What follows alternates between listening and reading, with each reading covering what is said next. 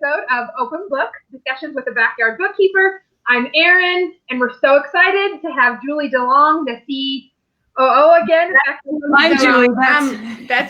Wait, this is Alex, that's Julie. Have Julie again, because we had her last week.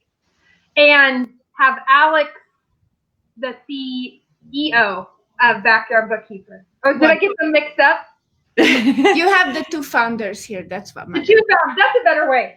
We have the two founders, Julie and Alex from Backyard Bookkeeper, and today we are talking about keeping your business in the black.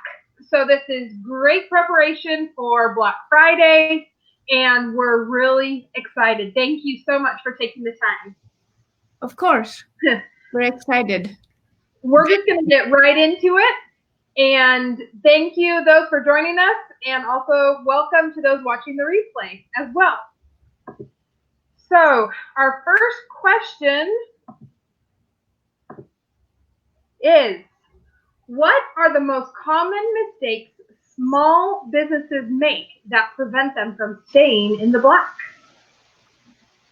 Well, a lot. Yeah, well, one main one. There's one main one. And that is, a small business owner is just usually, you're focused on getting through the day to day, and usually the way that the finances get managed is that periodically the business owner gets on the phone, pulls up online banking, and checks the balance. Like, when money's supposed to come in, you're waiting for that check from a client, or you're anticipating when the credit card bill comes due, and so you're monitoring balances, right? It's great. I'm not saying that you shouldn't do that, but I am saying that is not an effective way to track the success of your business. There's just too much else going on. And there's only so much that you can keep in your mind at any given time, right? So there's bills that have to be paid, not just now, but next month and the month after and the month after that. And cash flow that's going to be needed, that will need to be predicted out a few months, and you need to make sure that you have money, not just today, but tomorrow, next week, next month, and next year, And the best way to do that is by actually looking at your financial reports. How did sales this month compare to last month?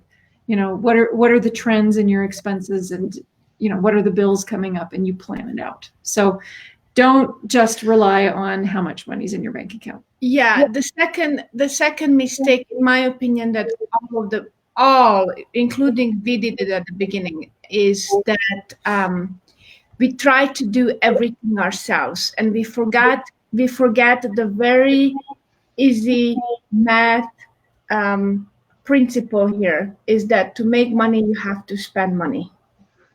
And so most business owners, the reason why they're trying to do everything themselves is because they're trying to save money. And sometimes they dig themselves into deep holes where they can't get out. And then they just fail it, because they become the plumber, they become they do all aspects of the business. When we started Backyard Bookkeeper at the beginning, let me just say this one example. For example, we didn't want to pay for a merchant processor and accept credit cards, right? Because it's almost 3% of your income. The truth is that the 3% is totally worth it if you calculate all the time that you as a business owner spend on going and picking up checks. At the beginning of our business, I don't know, maybe we worked 3 days out of the week, and the other 2 days were going and picking up checks. Because we also couldn't afford to wait 30 days to get them in the mail. Yes. So we went and we got it. Because for small businesses, it's the cash flow is very important, right?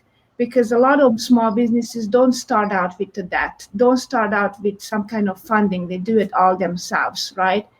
But in the end, if I was thinking about those extra 2 days that I saved by just signing up for a merchant processor, I doubled my business, because your time is the most valuable. And it's not what you do in the business, it's the time that you can spend doing on the business. I remember you telling me last week, Alex, that you guys had a car that you put, what, 10,000, 20,000 miles on it in the first couple months or something? Something like that. Yeah, it's about right. Yeah. And it was a brand new car too. So, yeah.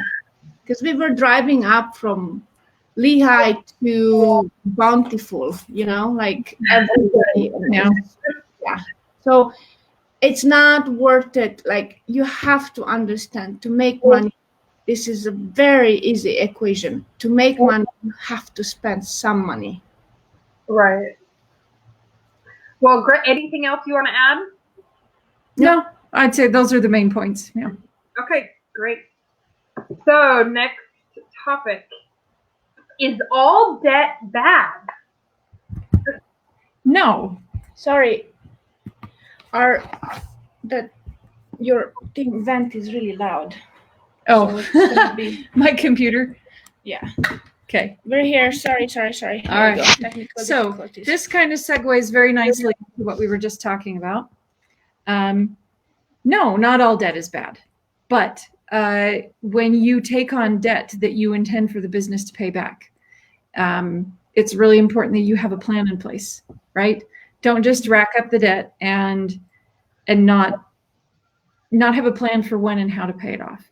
And you need to make sure that the cash flow of your business and the anticipated revenue will be enough to cover both your ongoing operating expenses and your debt payment. So that's key. Debt is fine, and it's commonly understood that there's, anytime you want to grow your business, there's usually an investment of some kind. Sometimes it doesn't have to be money. Sometimes it's just time and effort. But you okay? I'm checking Facebook and I can see that I'm only half into the thing, like half of my eyes. Yeah. Sorry. So Hi, Julie. Personal space. No personal space for you. Okay. So here is my philosophy, and this is probably me being a European, but no, I don't believe that all debt is bad debt, but I also do not believe that you necessarily have to go into business by getting a loan if you don't have the money. Okay, I meet lots of business owners or entrepreneurs who would like to open a business, and they always get stuck because I don't have the money for it. And then I ask them, so what is your business? And they say, well, it's some kind of a service-based business. And I always ask them, so why do you need money for that? Why can't you just start it part-time? Why can't you just start it a couple of hours a week? So it doesn't really, because the money in your business at the beginning is your time, and you put as much value on your time as you want, right? So in other words, there is nobody to pay. You don't have any employees. So why wouldn't you be able to start? If you're not manufacturing anything, I don't see the reason why you wouldn't be able to just start a business. Look at Backyard Bookkeeper. It was 2 students with a bunch of student debt. We had no money. I hate that to the core. I did not even want to think about, and it's one of the hardest thing to actually go and ask somebody to fund your idea, because your idea is not their idea, right? And you're the sole person who actually believes in your idea, right?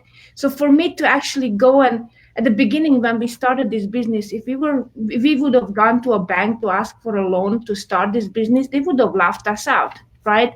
Julie didn't have a degree at the time. I wasn't finished with school. So they're like, for what? Are you CPAs? Why would you need a loan, right? So we just did it step by step. We started with one client, then we started with the second client, the third client, the fourth client. And then at some point you just have to decide, okay, if I want to duplicate my effort, I have to hire somebody, right? But the point is, you do not need a debt to start a business. And you have to remember that if you do start with the debt, right, because you're manufacturing or something, you have to remember that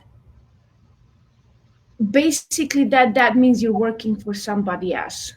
It could be a loan officer, it could be a bank, it could be a company, a private company that lended you money, but you have to pay it back. And that's one of the things that a lot of people don't understand.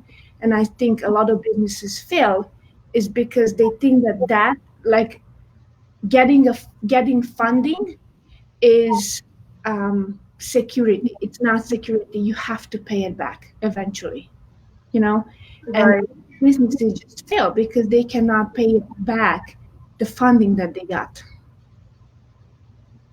So it's not all that bad. I do believe that at some point in your business, to actually grow, you have to get a loan. It's also very, very, it looks very good on your business credit if you, for example, have an SBA loan. So at some point you do have to get credit, but I don't think you should wait to start a business because you have to get somebody's approval with money that your idea is good. Right. Great. Thank you so much.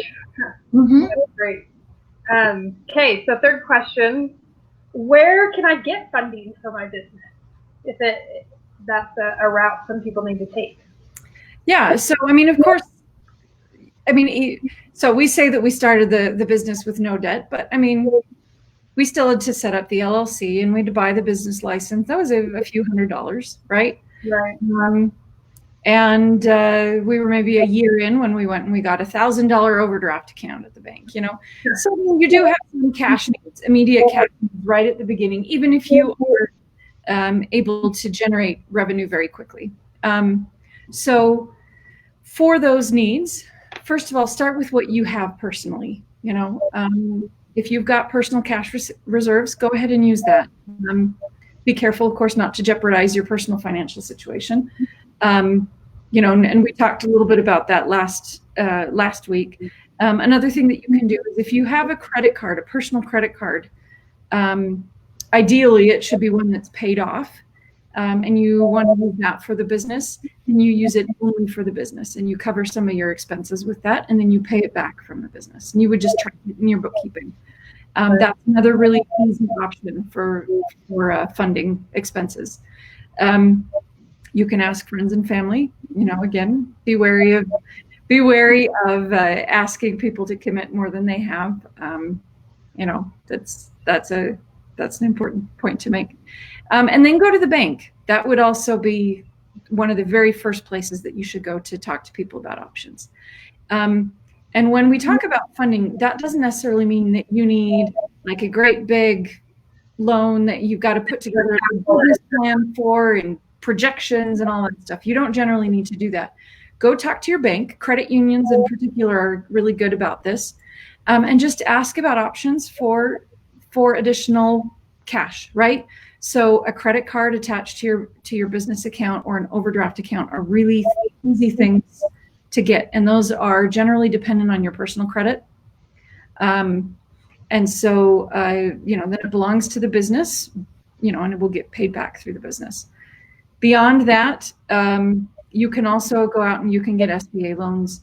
You can look at, there's a whole bunch of websites, Fundera, Lendio, things like that. Cabbage, yeah. Places that will help you with either short-term or long-term funding and help match you with the right kind of funding. If you really want investors, sorry, do you want to say something? No. If you really want investors, and it's commonly understood, for example, in the tech startup world, you're going to need investors or however you're going to manage to do that. If you don't know anybody with connections, start looking at like pitch events. So pitch events they're kind of like networking meetings. You have a whole bunch of small business owners who come together, and there will usually be at least a handful of investors there, and then certain business owners will be chosen to present their business idea. And they will not, at the pitch event, they won't necessarily get money, but whoever wins the pitch event will generally win a package of services. So it might be like some consulting services and things like that. But You can make some connections there, meet some people and get some help with growing your business. Yeah, I did wanted to say this much, that I remember when we first went for our overdraft account, which was $1,000 really. It's a lot of money at the time. Yeah, it was a lot of money at the time. They did ask for a business plan, so I think it's useful for the business owner, for you starting a business, to have a plan in place, and it doesn't have to be very detailed. What they usually look at is they look at to see how you're thinking about your business. Are you thinking that are you thinking that this is profitable, and how you're going to make it profitable? So they're looking at your thinking, not how many pages you have. So yeah, have a business plan. Yep. Right. That's awesome. Yeah, I was just reading on LinkedIn this morning. If you're located here in Utah, there's a company called Womanpreneurs. It's a nonprofit, and they have a pitch event coming up, and just where people can practice pitching and see the needs of investors. And they said there's something about $114 million worth of funding that people are wanting to give out. So anyways, someone can check that out. Usually these pitch events, they're really good source, because also those who put on the pitch events, they're actually helping you prepare for the presentation that you're giving. So you're already getting a bunch of free consultation. Right. Look like, again, keep in mind that nobody is going to believe as much in your idea as you yourself, and nobody is going to know it as well as you are. Right. Yes, that's true. If you want to start a business and you don't have the money for it, but you have a job, I suggest you put 10% away from your salary every month for the business adventure. It's not a big amount. It's a very low amount. You can even do it with just like every day you look in your wallet, how much money do I have left? And you take out $1 and you put it aside, and you go from there. A couple of months and you have the funding to start your LLC and get going. Another thing is that you guys here in America have a great opportunity to start a business without an LLC. You can be a sole proprietor, right? So like, really, I just don't wait. If you don't want somebody to be your boss, make sure that you are your own boss, but then be your own boss. That's a whole nother video topic. Yeah. Well, thank you so much. Okay, next item, fourth question. How can I boost my cash flow? That's an important question for business owners. I would start by pointing out that make sure that the money is coming in. Make sure that you are getting your income. So it kind of depends on what it is that you're doing, right? But if you're in any kind of service-based industry and you are, invoicing customers and then waiting for payment, then the very first thing I would say is have a frank discussion with the people that you are sending invoices to. Tell them what your expectations are in terms of getting paid, and ask them, what can we do to make sure that this happens on time. We actually just had this situation ourselves with a client. I was sending an invoice. They had net 30 to pay it. I sent reminders 2 weeks out. I sent reminders 7 days out. I sent reminders the day after it was due. And usually we were getting paid like 45 days after the invoice date. And it was kind of frustrating for me. So I finally called the guy. I called the billing department and I said, hey, this is not the contract that we have. I'd like to make it go smoother. What can we do? And he said, oh, really? It's been taking that long? I'm going to have an internal discussion and I'll call you back with an update. A couple hours later, I got an email, said, we've figured ourselves out. That's basically what he said. We figured ourselves out. You will get paid on time from now on, and that invoice got paid 2 days before it was due. And I didn't even have to send a reminder. It was great. So be honest with your people. Okay. Having a contract, of course, is very crucial. Don't deliver a finished product. If you're creating something, don't deliver a finished product until you get paid. Just have a plan in place to protect yourself, have a contract, have all that stuff. So make sure you get paid. Also, remember that to boost your cash flow, recurring revenue is so much more valuable than one-time revenue.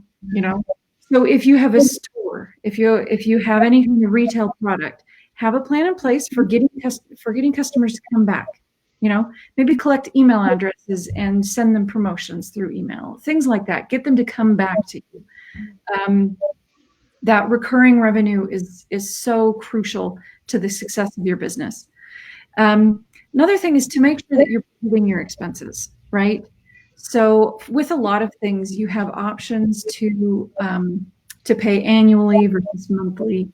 There's all kinds of software subscriptions, and they give you paying a year up front, right? And so on the surface, maybe that seems like a great idea, but if that goes on your credit card and then you can't pay off the credit card and you're paying interest on that kind of stuff, then what have you gained?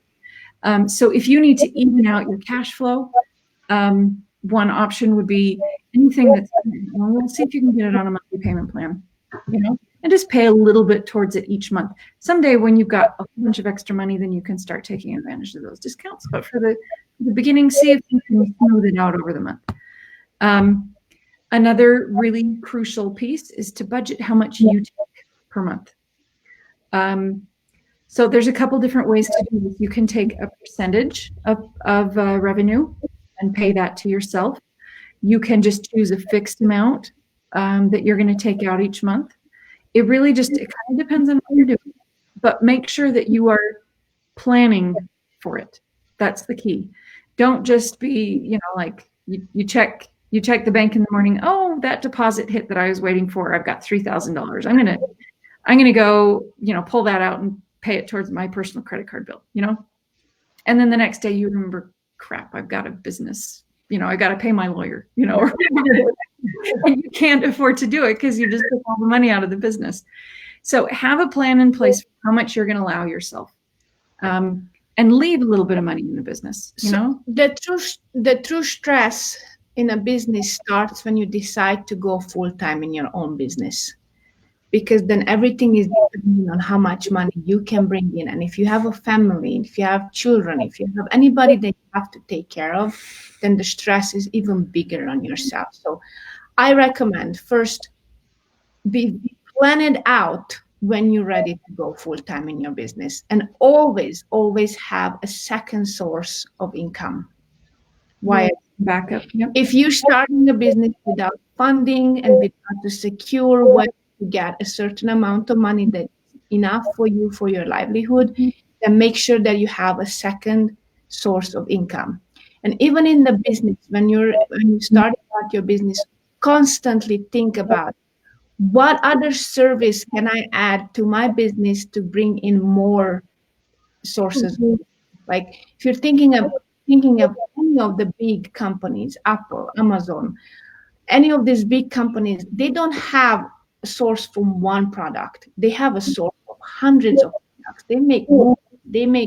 They have subscriptions. They have constantly, when you start whatever your business is, constantly think about how else and can I bring in more money and have more sources of income. Don't just trust just one. Look at the road. One I can't think of it. Revenue stream. One revenue stream. You need revenue streams. Yeah, and if that means a income. part-time job for you, that means the part-time job for you. Yeah. Look at the big giants. Netflix is a great example. How did they start? They were mailing DVDs to people. I remember those days. You remember that? You get the and where are they now? They're producing original content. They've got multiple subscription levels. They have all of this. Yeah, it's a completely different product, right? Because they started with one idea, which was great, and it was really successful at the time. But they were very sensitive to how people's needs changed. Online streaming became a thing, and I actually asked a friend recently if they still have a DVD mailing service. I think they do. Anyway, so apparently some people adapt to the market, keep an eye out for what your customers need, and develop that, and develop it over time, and add that service to your Always ask business resume. Always ask yourself in the business market, what's missing? And if you have an answer for it, go for it. Yeah. You know, always Don't get so busy. Adapt. Don't get so busy with one idea that you forget that you actually have multiple ideas. Like that's where the true stress, like most business owners who are barely making any kind of they barely have any good cash flow, it is because they're trying it over and over and over and over, and they're only going through one idea. Right. Okay. Anything else you wanted to add to that? Nope. No. How much time do you have? We're at 26 minutes, so let's try to wrap it up in about 4 minutes. Sure. 2 minutes? Okay. So we're at our last question, so we're good. Let's see if it'll show it all this time. Yeah. Yeah. Okay. Is it possible to make guaranteed profits? And how could business owners make it more likely that their business will succeed financially? Okay. My answer to this has to do with basically financial models. Plan out what it is that you're going to do. If you are going to make widgets, you know, that's the technical economic term for making some random product. So you're going to make a widget, right? You got to figure out what are your costs to make that widget. You know, the materials that you need, the time that it takes. Put a value on the time that you put into it. That's another important thing, right? Add up all your costs, and figure out. So you want to make a widget for $20. Your materials and time are going to cost $10 per widget. Okay. In order to meet my other expenses, so operating expenses, if you've got like a warehouse or whatever, and you want to make sure that you're paying yourself and whatever, and you suppose you've got, you want to make sure that you have enough income to cover another $1,000 worth of expenses, right? So you're going to make a $10 profit per widget. That means in order to cover your other expenses, you've got to sell 100, right? So the very first step is making sure that the money works, right? That if you add up the expenses and you sell enough stuff, that you are going to be able to cover your expenses, and you should not have to sell 1 million to be able to cover your expenses. It needs to be reasonable and it needs to be doable. If it's a service-based business, so I'm going to charge $40 an hour for this service, or this is how I'm going to price the service, and I'm going to, this is how many hours I think it's going to take me to perform the service. These are some of your supply costs and things like that. How much, if I'm going to build a website and I'm going to build it for $1,000, and of that $1,000, I'm going to have some expenses. I'm going to have to buy stock photos. I'm going to have to, pay for templates and whatever, and then produce a finished product. How much of the $1,000 am I going to allow myself to take home, right? So kind of plan out what it's going to look like. What do you have to produce in order to hit your financial goals? And as long as you have that plan and you know what the approximate costs are going to be, and you have a very clear goal, then you can work towards that. So that's part one. And part two, of course, is then tracking your expenses and making sure that the model works, right? Because you might be making widgets and then you might realize, I'm not going to sell a single widget unless I do some digital advertising. So now I've got to spend $500 a month on marketing, right? So that means that you have to sell more of them. You have to adjust your plan, keep track of what actually happens financially, and then adjust the plan as you gather more information, right? But if you can make sure that the plan will function, that if you do enough stuff, you will earn enough to cover your expenses, then you should be okay. Well, here's the thing. A lot of business owners, when they start a business, they have no idea how to price themselves, right? So it's a very easy, like today, there is nothing you can find out from Google, right? You look up some similar businesses to yours, and you ask around for what's the price in the market. Right. And then you calculate all of these things, all of these scenarios. If you're in the service business, I always say whatever comes out, and if you don't know how much your time is valued, because again, your time is the biggest piece in this, and you have no idea how much to sell your services for. Calculate all of your expenses and add 30%. And this is where a lot of people make they don't put in the margin for error. Make a huge mistake. Right. But that 30% don't count in your taxes. That 30% needs to be your profit. Okay. Right. A lot of people make the mistake that that they don't give themselves a layaway, or if they do, they sometimes make it extra. So a lot of entrepreneurs have this idea that if the client pays me $1,000 for my service, right, for my package, that means it's $1,000 in my pocket. No, it's not. Right. Okay.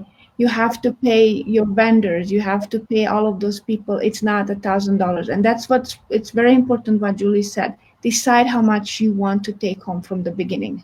And then work backwards to get it. Because when you get to the point of that you're taking all of the money, because I mean, of course you feel like I earned it. I mean, you put your hard work into it. Of course you earned it.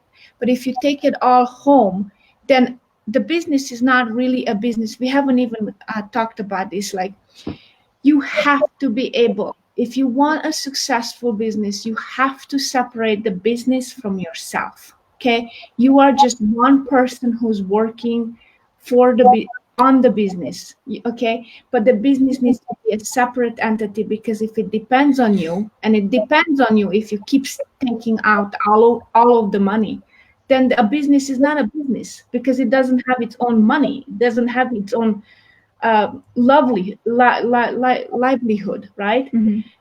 Because you're taking everything home. It's not healthy without you, right?